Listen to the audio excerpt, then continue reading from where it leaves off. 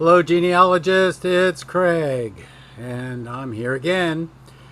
And today I thought finally, I would start talking about the Genealogical Proof Standard.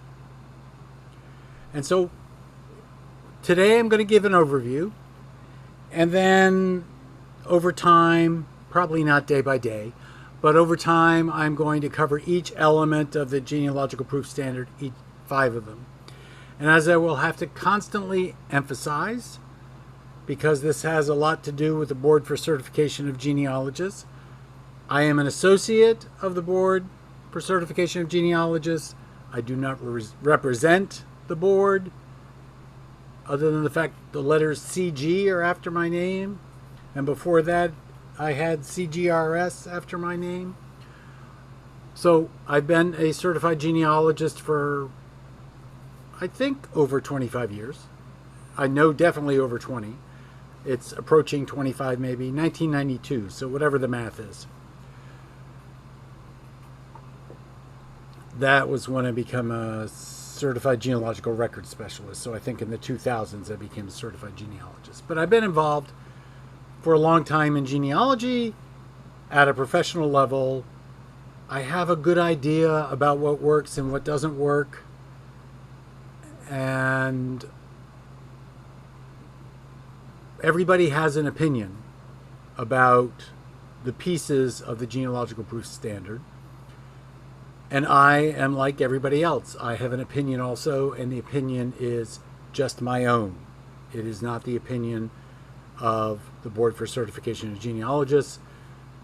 And I don't even know who else it's the opinion of. I once thought about writing an article that compared the Mills view with the Jones view, with the Rose view, with the other view, and the other view.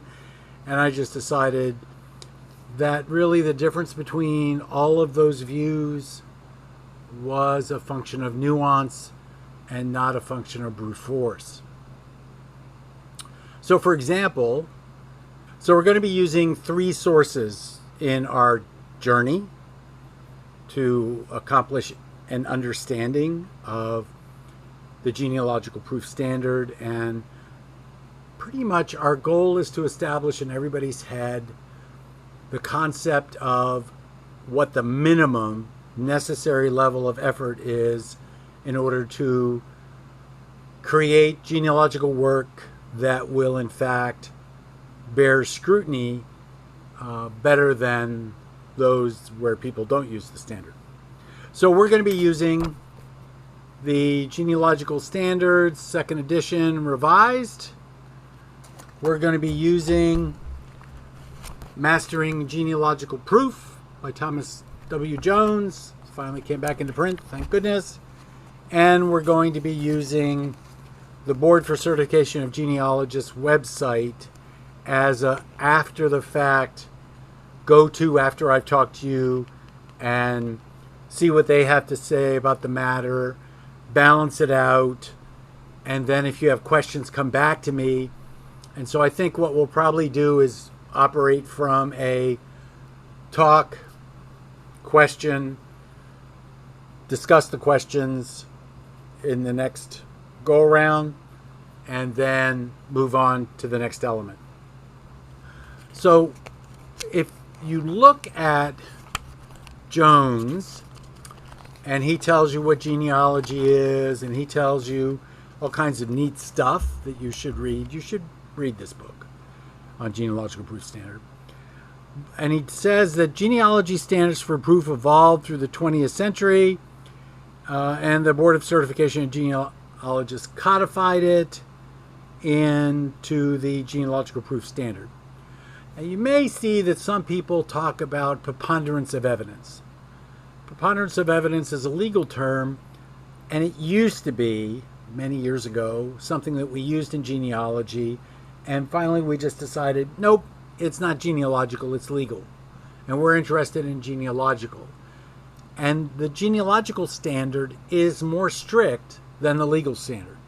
In other words, we're not looking for the preponderance of evidence. We are looking for something a little bit more concise.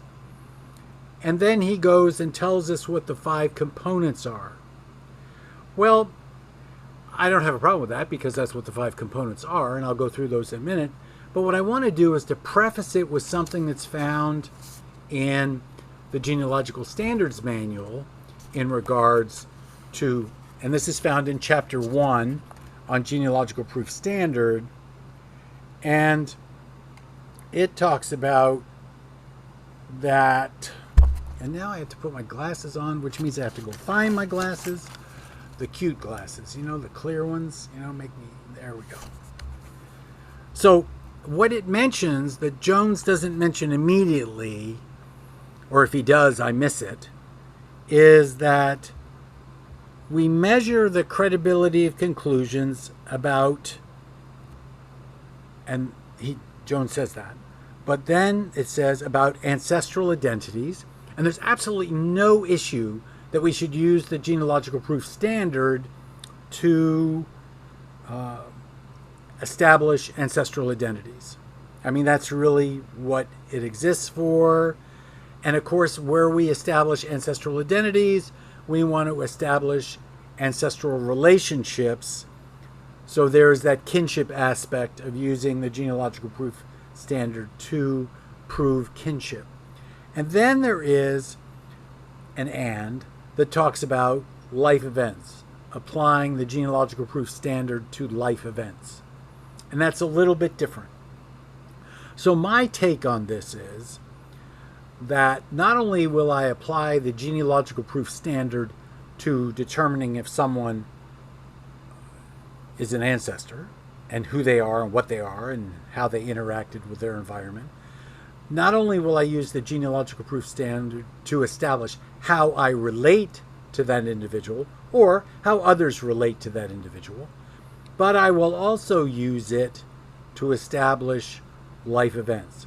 Now, what I've done specifically using the Genealogical Proof Standard, for example, I wrote an article for the National Genealogical Society Quarterly on Captain George Markham's Connecticut Militia or Not, or some title like that. And it basically, someone brought to my attention that there was this Connecticut militia group that looked funny to them, and they were interested in a person that should have belonged to that community but didn't for some reason. And so I looked into it, as I look into things, and I determined that this Connecticut militia unit, which was reported by the Connecticut Historical Society to have fought at a battle in Connecticut in September of 1780, I can't remember, 1781 maybe.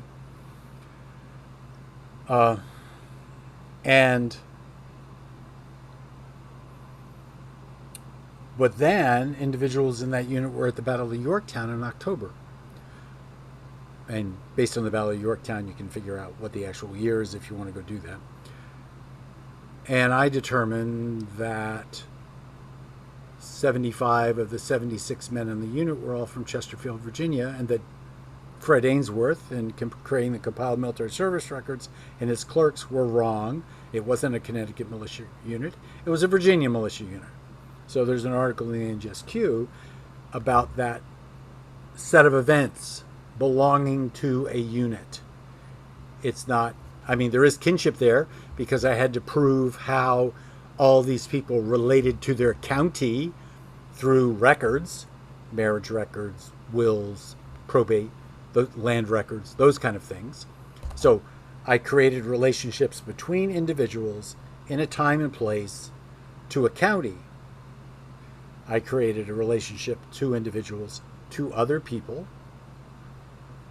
and I created their relationship to this company, which was never in Connecticut.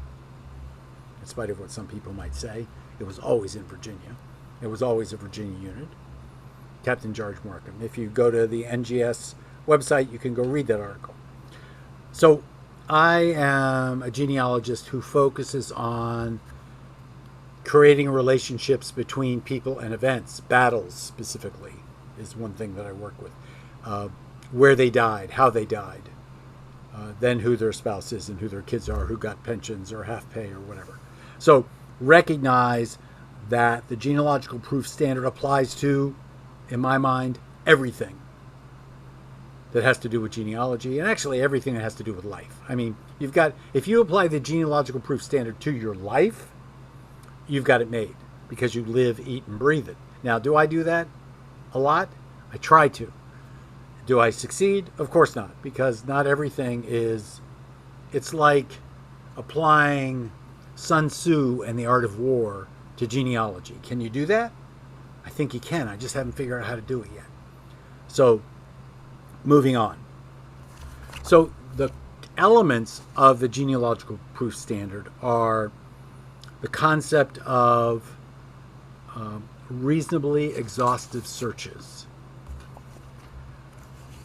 And what you'll find is that when you look at the genealogical proof standard as described by the Board for Certification of Genealogists, the words are sort of different from what Tom Jones says. They're not demonstrably different.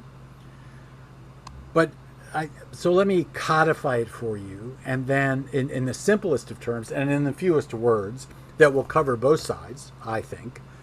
And then in the future, we will start to talk about each one. So first is the concept of a reasonably exhaustive search. For example, I don't believe you can do military research in the Revolutionary War and define it as reasonably exhaustive unless you've got a guy who has a pension, and then you've gone forward and looked at the pension ledger and looked at his last and final payments. Many people just stop, compile military service records, pension, and they don't do any more research. They're done. Well, that's not a reasonably exhaustive search, because you don't know what those other things will tell you and how they will change things. The next element, the second element, is complete, accurate citations. Now, we all had problems with this because Elizabeth Shown Mills created Evidence Explained, and it's full of guidelines on how to do a citation. It's not the citation, you have to do it this way. That isn't how citations work. However, they have to be complete, they have to be accurate, and to the source or sources for each bit of information you have. So I run into this problem all the time because I have an idea that people can find things based on how I do the citation, and it turns out that sometimes other people feel that I haven't done the citation properly. And I'm sure I do a whole bunch of citations that aren't done properly until I go to finally publish. And when I finally publish, they damn well better be right. So the other issue is that depending on who you publish with or what journal editor you're dealing with, the format of the citation may be different. Sometimes they're embedded in paragraphs. Sometimes they're in endnotes. Sometimes they're in footnotes. Sometimes they are ordered in a different way, and you have to get the style sheet in order to know. But the concept I'm interested in is that they are accurate and that they are complete and that they will lead the individual to where you actually found the material. I'm also, though, when it comes to citation, I'm also a person who wants to find the original record, and sometimes you can find the original record online. And so I like to source where the original record came from, although I may say it was viewed somewhere. But the original record is always important to me, just because I've had material go up and down on the web, and you don't know whether it's there, regardless. Then the third element of the genealogical proof standard is testing. In other words, have you in fact tested your material so that it's evident to everyone that you have done some sort of analysis and correlation of your data? So in order to accomplish that, and we'll spend a lot of time on that, in order to accomplish that, you have to understand what constitutes authored, original, derivative. We as genealogists want to always hunt out the original. We may use authored for clues. We may use derivative for clues, but we should never use a derivative. I hate using the word never. I would be unlikely to use a derivative source if I could find the original or determine what the original is. One of the hardest things to do is to determine, when you've got 15 answers that all say the same thing and all point in 15 different directions or don't point anywhere, where'd they all get that? What's the original source? Have they perpetuated wrong information forever and ever? And that happens a lot.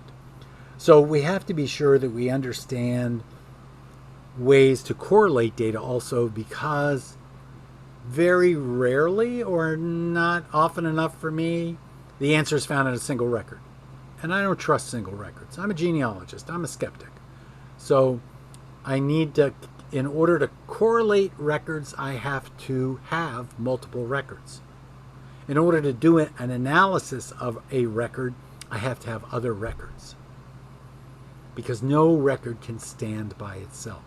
You have to have an understanding of what comes before that record, what comes after that record, why someone would say what they said in that record, what was the purpose of them saying that in that record. That's all part of your analysis, all part of your correlation, so that you can either cast doubt on your conclusion, help to resolve conflicts because you found you have more than one conclusion, or actually come up with an answer that will survive scrutiny. Now, the fourth one is resolving those conflicts that come out of element 3. Anytime you have any evidence that conflicts with what you think, or what you've demonstrated, or what the truth is, or what the proof is, anytime you have anything that doesn't match, you've got to explain it in some way. So you have to show us your reasoning, and you have to show us some explanation of your conflict resolution. Ignoring something will come back and bite you in the tuchus. You cannot go down this research path, find all these pieces of evidence, find all these records, find one that doesn't match and decide, oops, no, I'm just going to ignore that. That doesn't fit my hypothesis. That's called jamming records into your hypothesis. That's putting a square peg in a round hole. So what is very important is for you to demonstrate conflict resolution. Now, sometimes it's very easy because because there's no source for the material and you can't figure it out. So you can say there's no source for the material. However, it's been demonstrated that this is what this person said. But people are not sources. What people write, that's a source. What people say, not a source. You have to publish it in order for it to be a source. Your talking is not a source. Your writing can be a source. Now, whether it is original or derivative or whatever has a lot to do with the content. It's like the difference between how we look at a diary. Well, it's a function of what they're reporting. It's a function of, is the diary edited? It's a function of, is the person talking about an event that occurred long ago and putting in the diary, or are they talking an event that happened today and they're putting in the diary? Today meaning when they're writing the diary. So anyway, so you need to resolve those conflicts, and then you need to assemble all of your evidence and establish a conclusion. And then probably one of the most important elements of the Genealogical Proof Standard is actually writing your conclusion. If you do steps 1, 2, 3, 4, and don't do number 5, it's not complete. It's like doing a jigsaw puzzle and leaving 10 pieces out and saying, I'm done. It doesn't work like that. You'll need to learn, and we'll try to cover this and over time, and I will be helping you as much as I'm helping myself in doing this, as I reacquaint myself with all these kinds of things. Because I don't take clients. I'm a records guy. I direct people. I don't write very many reports except personal ones. And what I try to do when I do my own research is treat myself like a client. And that's a good practice to get into, to treat yourself like a client. You're going to be working on your own genealogy. You should, in fact, write a report. It took me years to learn that concept of operations because I can always refer back to the report. I don't have to rely on my memory. So you want to always write a report. So a report, it can be proof statement, it can be proof summary, it can be proof argument. We're going to differentiate all those things as we go through time. The most important thing is for your reader to be able to understand what you're talking about. Not for you to be able to understand it, because you're coming from a different point, but for your reader to be able to understand it. Can your reader follow your logic and your reasoning in your conflict resolution, in your assembling of the data? So, what we're going to do is we're going to deal with any questions that come up in a probably as part of I don't know how I'll set this up, but I will set it up so that so we'll probably do one of these elements each week, have a question and answer period, time frame, and where I'll respond to those. I'll come back with a session that talks about those questions, depending on how many there are and that kind of stuff. And then we'll move on to the next element. One of the things that you want to remember is that all of these elements interrelate to each other. They don't stand alone. They all work together. You have to have a reasonably exhaustive search in which you have properly cited the material that you found in order to do analysis and correlation, in order to come to conclusions, resolve conflicts, and then, or come to conclusions after you resolve the conflicts, and then create the necessary and appropriate proof statements, proof summaries, and proof arguments. I wanted to do this for a long time. I'm glad the books came back into print.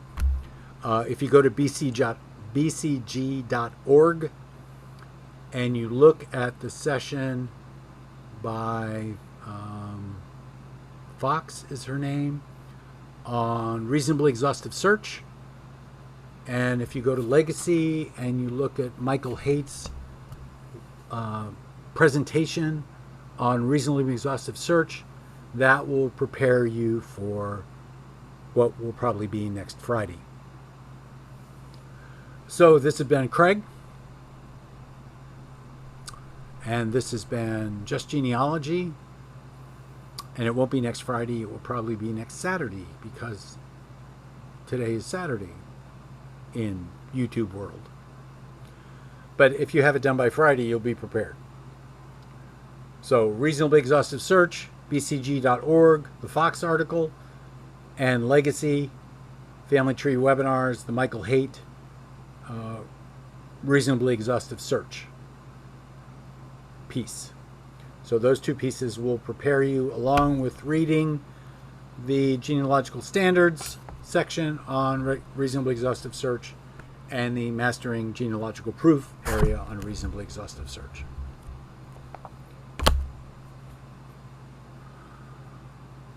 Having fun yet? I am. Tell your friends, subscribe, view as much as you can. We're 1/3 of the way now to getting the 1,000 subscribers, and we're 15% of the way almost to getting to the 4,000 hours, because once we get to that point, there are a lot of other things evidently I'm allowed to do that I can't do yet. And I don't know anything about those things yet because it's so far away. But I do know that you can't be a genealogist. Can't. And my daughter tells me, Dad, can't is not in your vocabulary. And that's true. Can't is not my vocabulary. But thou shalt never be a genealogist unless you understand the Genealogical Proof Standard, unless you understand exhaustive search, unless you understand complete, accurate citation, unless you understand analysis and correlation, unless you understand how to resolve conflicts and come to conclusions and then write it all up. If you don't write it, the job isn't done. Thank you so much.